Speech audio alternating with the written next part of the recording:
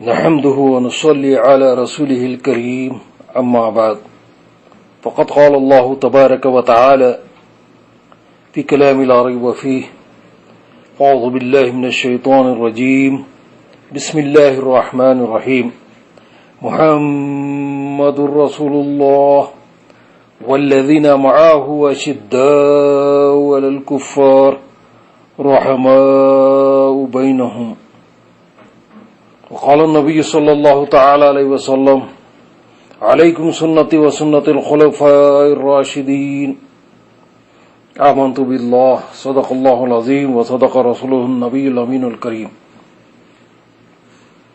بارگاہ رسالت والے رسالت میں ایک مرتبہ درود پاک کا نذرانہ پیش فرمائیے گا.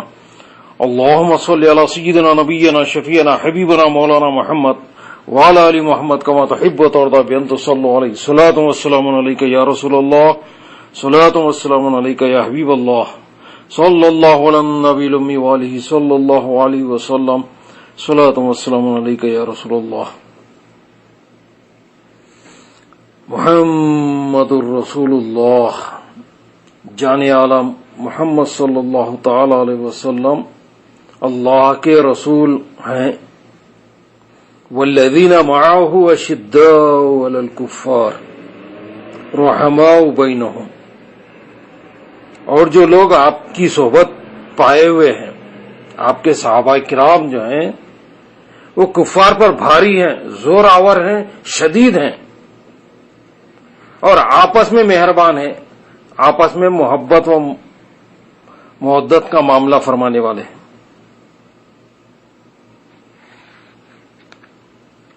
حضور نبی کریم صلی اللہ علیہ وسلم نے اپنے صحابہ کرام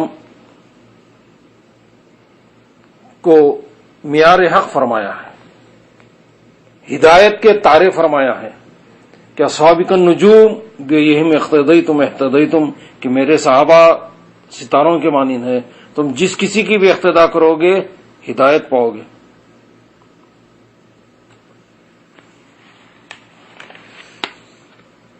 اہل سنت والجماعت کا اس بات پر اتفاق ہے کہ تمام صحابہ میں سب سے افضل سیدنا صدیق اکبر رضی اللہ تعالیٰ عنہ ہیں،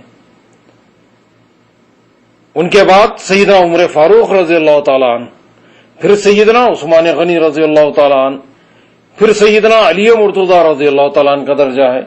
یہ چاروں خلفائے راشدین ترتیب وار افضلیت رکھتے ہیں.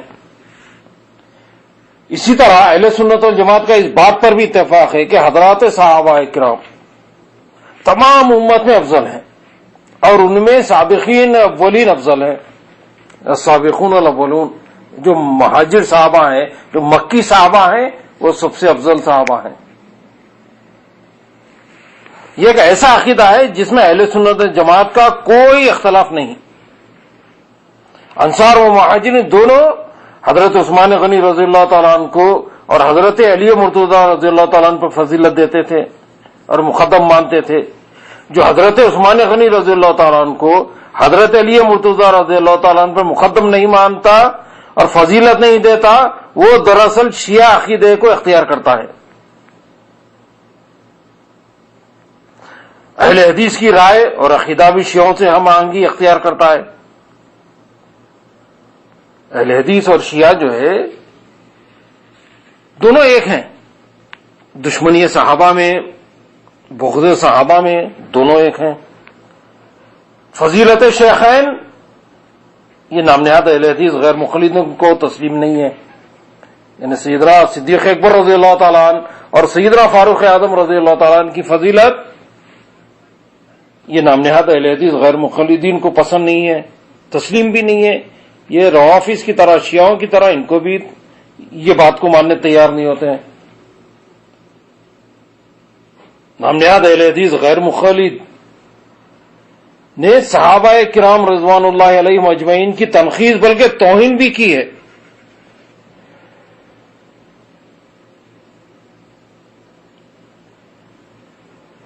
سب جانتے ہیں کہ حضور نبی کریم صلی اللہ علیہ وسلم کی زندگی اور دور صحابہ میں حضرات شیخین کو بالترتیب خلافت ساری امت میں سب سے افضل شمار کیا جاتا تھا، اور اس دور سے یہ اجماع امت چلا آ رہا ہے کہ حضرت سیدنا صدیق اکبر رضی اللہ تعالیٰ عنہ اور حضرت سیدنا عمر فاروق رضی اللہ تعالیٰ عنہ تمام صحابہ کرام سے افضل ہیں، مگر نام نہاد اہل حدیث غیر مخلدین کے ایک مشہور اور بڑے نواب وحید الزماں جو ہے کوئی شیخین کی افضلیت تسلیم نہیں، چنانچہ وہ لکھتے ہیں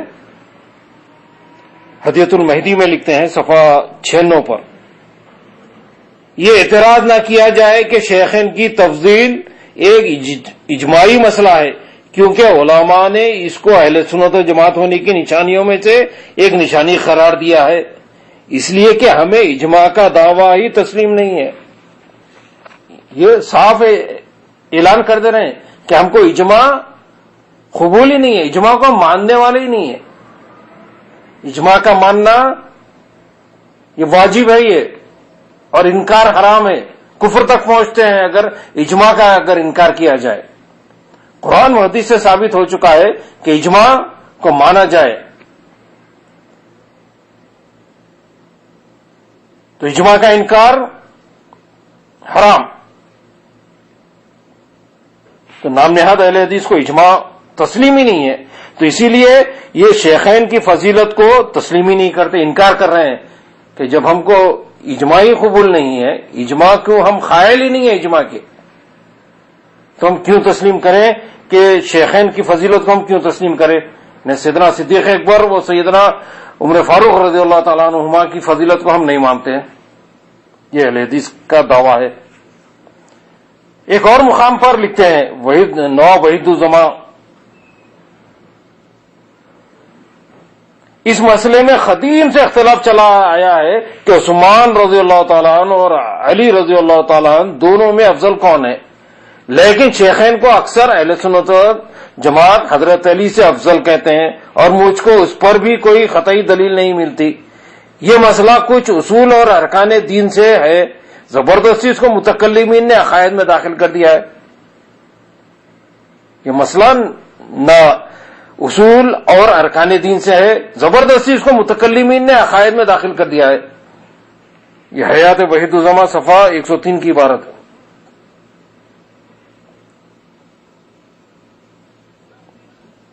نواب وحید الزماں غیر مخلد کی تحریر سے ایسا لگتا ہے کہ جیسے سیدنا عثمان غنی رضی اللہ تعالیٰ عنہ اور سیدنا علی مرتضیٰ رضی اللہ تعالیٰ عنہ کے درمیان افضلیت میں علماء کا کوئی بڑا اختلاف ہے جو قدیم سے چلا آ رہا ہے، ایسا ہرگز نہیں۔ جمہور اہل سنت والجماعت حضرت سیدنا عثمان غنی رضی اللہ تعالیٰ عنہ کی حضرت سیدنا علی مرتضیٰ رضی اللہ تعالیٰ عنہ پر افضلیت کے قائل ہیں۔ سیدنا علی مرتضیٰ رضی اللہ تعالیٰ عنہ کی افضلیت کے قائل بہت کم لوگ ہیں، اور ان کا قول شاذ کے درجے میں ہوتا، اور شیخین رضی اللہ تعالیٰ عنہ کو اکثر اہل سنت والجماعت نہیں بلکہ تمام اہل سنت والجماعت حضرت علی مرتضیٰ رضی اللہ تعالیٰ عنہ سے افضل گردانتے ہیں، اسی پر اجماع ہے۔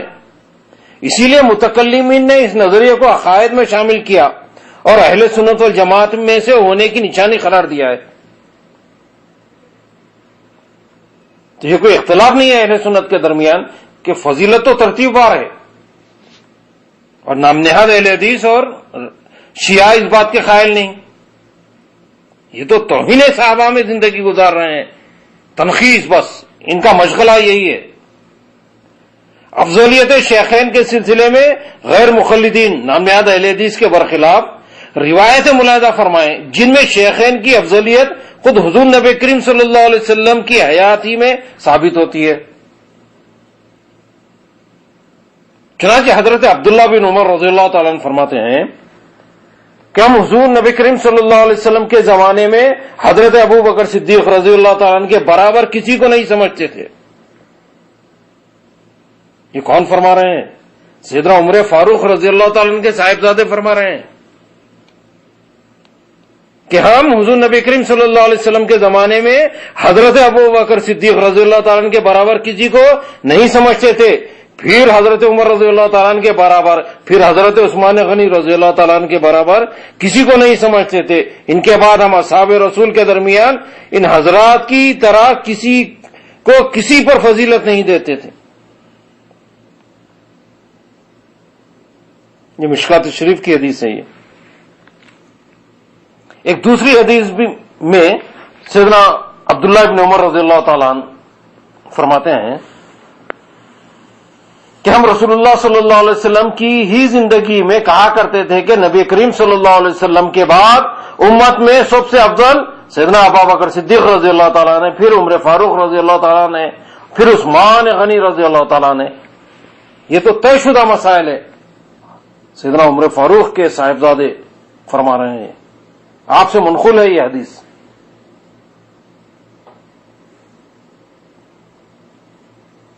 یہ طے شدہ مسئلہ ہے. یہ فضیلت خلفائے راشدین کی بالترتیب ہے، نیز العقیدۃ الطحاویہ میں ہے.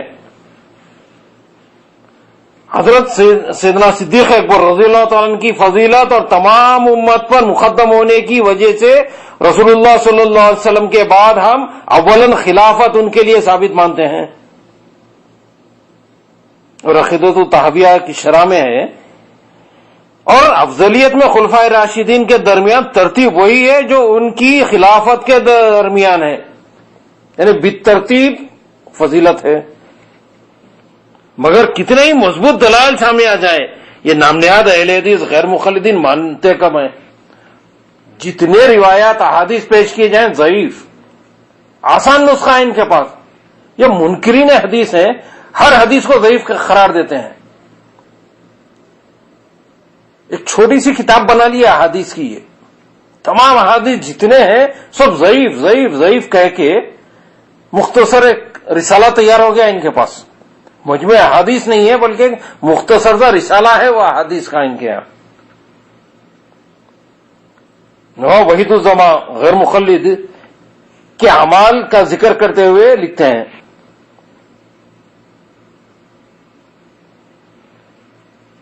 کہ اہل حدیث خطبہ جمعہ میں خلفائے راشدین اور بادشاہ وقت کے ذکر کا التزام نہیں کرتے کیونکہ یہ بدعت ہے.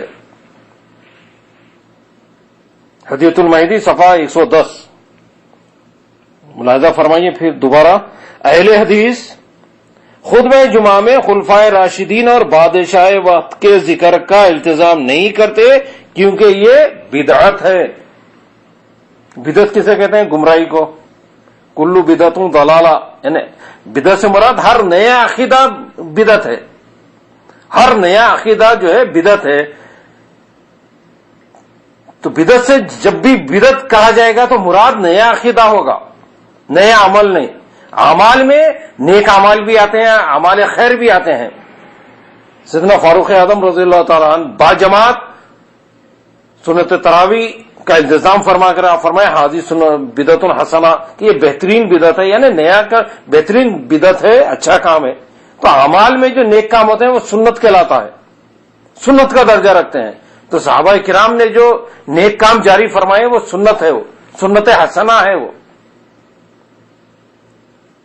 تو بدعت جو ہے برے عقائد کو، نئے عقیدے برے عقیدوں کو بدعت کہتے ہیں.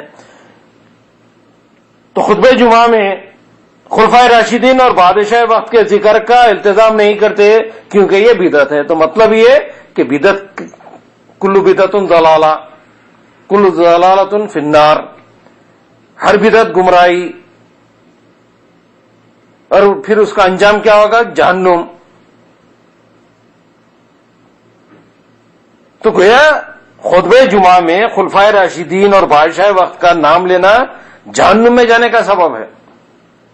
یہ سزا کیوں ملے گی کہ خطبہ جمعہ میں آپ نے خلفائے راشدین کا نام لیا اور بادشاہ وقت کا نام لیا، اس سبب سے اب جہنم کے مرتکب ہوں گے، جہنم آپ کی مقدر ہوگا. آپ یہ وحید الزما لکھ رہے ہیں ہدیۃ المہدی میں.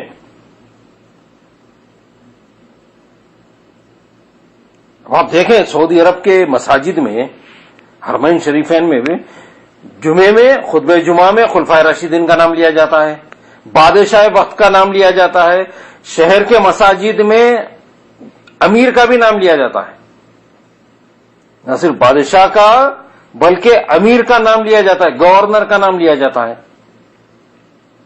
تو بتائیں نام نہاد اہل حدیث کیا یہ بدعت ہے؟ اگر ہے تو پھر وہاں پر پہنچ کر کہیں، اعلان کر دیں، ان سب پہ پابندی عائد کریں کہ جو کیا جا رہا ہے یہ بدعت ہے.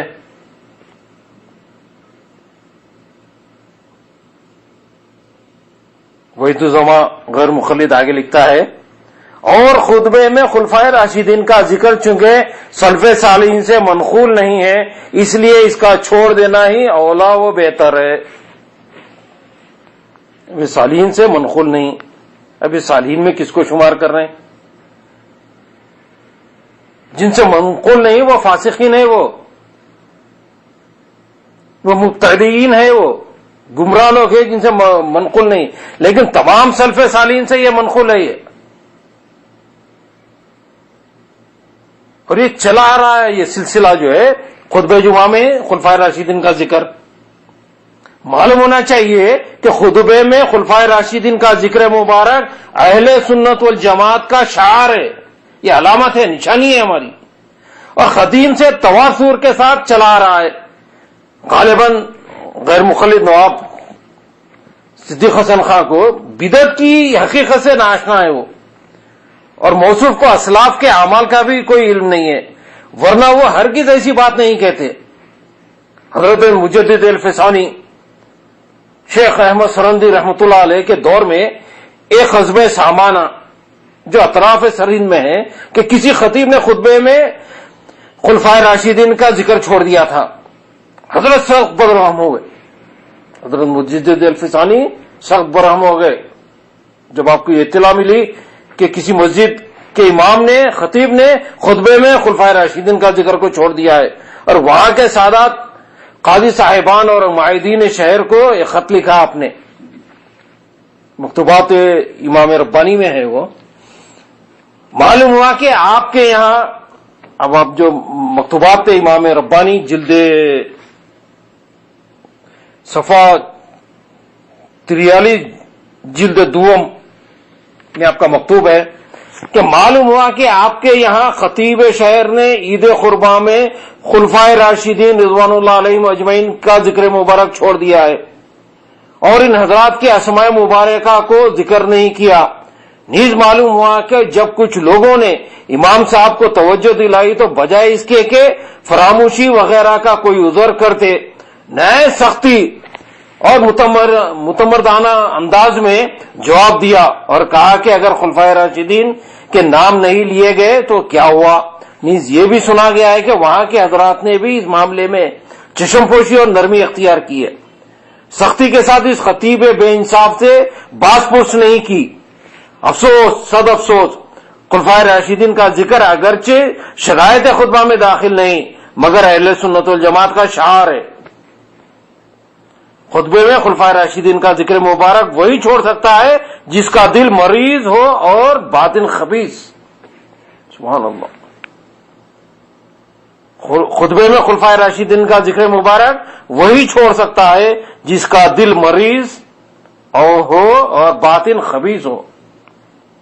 اگر بالفرض بربنائے تعصب و عناد اسماء خلفائے راشدین کو ترک نہیں کیا ہو تب بھی من تشبہ بقوم فہو منہم، کہ جو شخص کسی قوم کی مشابہت اختیار کرے گا تو وہ انہی میں سے شمار ہوگا. کا کیا جواب ہوگا؟ مجدد الفسانی رحمۃ اللہ علیہ کے اس مکتوب گرامی سے صاف معلوم ہو گیا کہ اہل سنت والجماعت کا یہ شعار ہے اور اسلاف سے نقل ہوتا چلا آ رہا ہے جس کا جاری رکھنا ضروری ہے. اور نواب صدیق حسن خان کا خطبے میں خلفائے راشدین کے ذکر کو بدعت قرار دینا اور یہ کہہ کر کے اسلاف سے منقول نہیں، ترک کو اولا کہنا شیعی ذہن کی غمازی کرتا ہے. استغفر اللہ.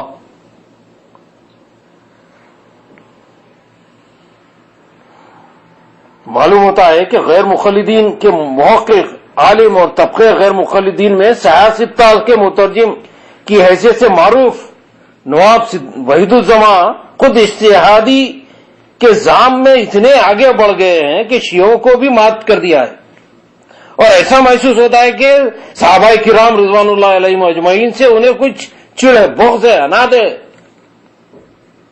کہ ان کی عظمت و افضلیت ان کو نہیں بھاتی. چنانچہ وحید الزما لکھتے ہیں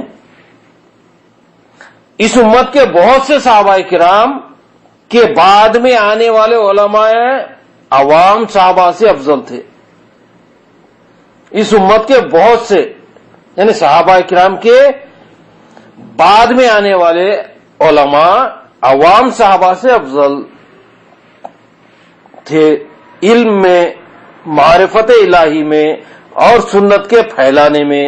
اور یہ ایسی بات ہے کہ جس کا کوئی بھی عقل مند انکار نہیں کر سکتا. چند سطر کے بعد لکھ رہے ہیں لیکن یہ ممکن ہے کہ اولیاء کرام کی وہ دوسری وجہ سے ایسی فضیلت حاصل ہو جو صحابی کو حاصل نہ ہو، جیسا کہ ابن سیرین سے صحیح سند کے ساتھ مروی ہے کہ ہمارے امام مہدی حضرت ابو بکر و عمر یعنی شیخین رضی اللہ تعالیٰ عنہما سے افضل نہ ہیں. استغفر اللہ استغفر اللہ الذی لا الہ الا هو الحی القیوم واتوب الیہ. یہ صحابہ کرام کی کس قدر توہین ہے. کیا کوئی شخص صحابہ کرام رضی اللہ عنہم سے بڑھ کر عارف باللہ اور عامل بالسنہ ہو سکتا ہے؟ اصحابک النجوم بیہم اقتدیتم اہتدیتم فرمایا گیا. میرے صحابہ ستاروں کے مانند ہیں، تم جس کسی کی بھی اقتدا کرو گے ہدایت پاؤ گے. تمام صحابہ کرام تمام غیر صحابہ سے افضل.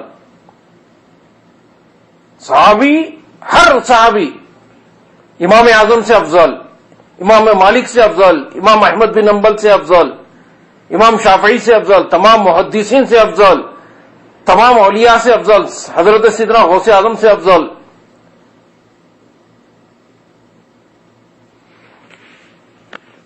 تمام صحابہ جو ہے ساری امت سے افضل ہیں. حاشا وکلا ہرگز نہیں ہو سکتا. یہ صرف غیر مقلدین کا حوصلہ ہے کہ وہ ایسی بات منہ سے نکالے. نواب صدیق حسن خان کا یہ کہنا کہ ابن سیرین سے صحیح سند کے ساتھ مروی ہے کہ ہمارے امام مہدی حضرت شیخین سے افضل ہے، یہ بھی غلط ہے، کیونکہ اول تو صحیح سند سے یہ بات اہل سنت کی کتب میں ثابت ہی نہیں، اور اگر شیعوں کے ہاں ثابت بھی ہو تو یہ قابل استدلال نہیں، کیونکہ یہ اجماع سابق کے خلاف ہے. جب اس بات پر اجماع ہو چکا کہ انبیاء کرام کے بعد تمام انسانوں میں افضل حضرت سیدنا صدیق اکبر رضی اللہ تعالیٰ عنہ اور سیدنا عمر فاروق ہیں، تو پھر امام مہدی جو کہ نبی نہیں ہے وہ شیخین سے افضل کیوں کر ہو سکتے ہیں؟ تو یہ شیعوں کا اور نام نہاد اہل حدیث کا عقیدہ ہے کہ عام صحابہ کے مقابلے میں بھی یہ دوسرے غیر صحابی کو کہہ رہے ہیں کہ یہ علماء ہیں، محدث ہیں، لہذا یہ افضل ہیں. نہیں، حضور صلی اللہ علیہ وسلم کے تمام صحابہ ساری امت سے افضل ہیں. حضرت ابی قرنی سے ہر صحابی افضل ہے.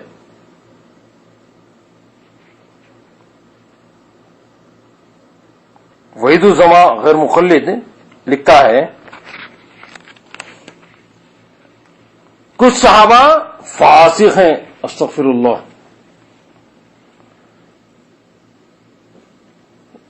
کچھ صحابہ فاسق ہیں جیسا کہ ولید بن عقبہ، اور اسی کے مثل کہا جائے گا معاویہ بن ابی سفیان، عمر بن عاص، مغیرہ بن شعبہ اور سمرہ بن جندب کے حق میں کہ وہ بھی فاسق ہیں، نعوذ باللہ من ذالک. یہ صحابہ کی دشمنی ہے. یہ صحابہ کرام کی اس قدر تنخیص کے خدا کی پناہ، ایسا محسوس ہوتا ہے کہ نواب وحید الزما کو صحابہ کرام سے بغض ہے. ان کا ایک اور تراشا ملاحظہ فرمائیے. بھلا ان پاک نفسوں پر معاویہ کا قیاس کیوں کر ہو سکتا ہے جو نہ مہاجرین میں سے نہ انصار میں سے، نہ انہوں نے حضور نبی کریم صلی اللہ علیہ وسلم کی کوئی خدمت اور جانثاری کی، بلکہ آپ سے لڑتے رہے اور فتح مکہ کے دن ڈر کے مارے مسلمان ہو گئے. پھر حضور نبی کریم صلی اللہ علیہ وسلم کی وفات کے بعد حضرت عثمان رضی اللہ تعالیٰ عنہ کو یہ رائے دی کہ حضرت علی رضی اللہ تعالیٰ عنہ اور حضرت طلحہ رضی اللہ تعالیٰ عنہ اور حضرت زبیر رضی اللہ تعالیٰ عنہ کو قتل کر ڈالیں. معاذ اللہ. حیات وحید الزما میں لکھا ہے. یہ حضرت سیدنا امیر معاویہ رضی اللہ تعالیٰ عنہ کے متعلق ایک اور مقام پہ لکھتے ہیں یہ وحید الزما جو ہے غیر مخلد ان لوگوں کو یہ معتبر تاریخی روایت نہیں پہنچتی کہ معاویہ برسر منبر حضرت علی رضی اللہ تعالیٰ عنہ کو برا کہا کرتے تھے، بلکہ دوسرے خطیبوں کو بھی حکم دے رکھا تھا کہ وہ ہر خطبے میں جناب امیر کو برا کہیں، معاذ اللہ ان پر لعنت کرتے رہیں۔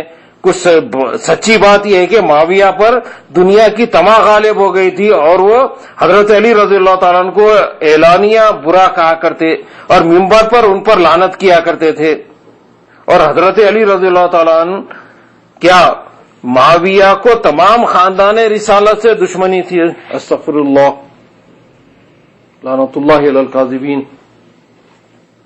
یہ وحید الزماں لکھ رہا ہے لغات الحدیث میں، صفحہ 14۔ وحید الزماں غیر مخلد کی اس طرح کی تحریریں پڑھ کر، خاص کر حضرت امیر معاویہ رضی اللہ تعالیٰ عنہ کے بارے میں تحریر سے ایسا محسوس ہوتا ہے کہ نواب غیر مخلد کی نگاہوں پر شیعت کا چشمہ لگا ہوا ہے کہ حضرت کی صحابیت کی پرواہ کیے بغیر اس طرح کے الزام اس عظیم شخصیت پہ لگا رہے ہیں۔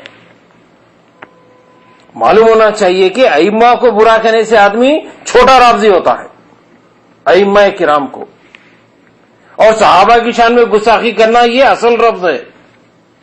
تو جو کسی صحابی کی شان میں اگر توہین کرے تو وہ رفض ہے وہ، اور ائمہ کو برا کہنے سے آدمی چھوٹا رافضی ہوتا ہے۔